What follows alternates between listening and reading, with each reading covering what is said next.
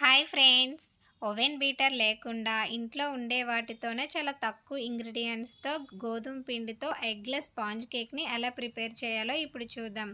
ఒక బౌల్ తీసుకొని ఒక కప్పు గోధుమ పిండి, ఒక కప్పు పంచదార, 2 టేబుల్ స్పూన్ ఘీ గానీ, ఆయిల్ గానీ, half table spoon baking powder వేసుకొని వీటన్నింటిని మిక్స్ చేసుకోవడానికి మనం పాలు మాత్రమే యూజ్ చేసి కేక్ బ్యాటర్‌ని మిక్స్ చేసుకొని పక్కన పెట్టుకోవాలి. గ్లాస్ కానీ, కప్పులు గానీ తీసుకొని వాటికి ఆయిల్ అప్లై చేసుకొని గోధుమ పిండితో డస్టింగ్ చేసుకొని వీటిలోకి మనం కేక్ మిక్సర్‌ని వేసుకోవాలి.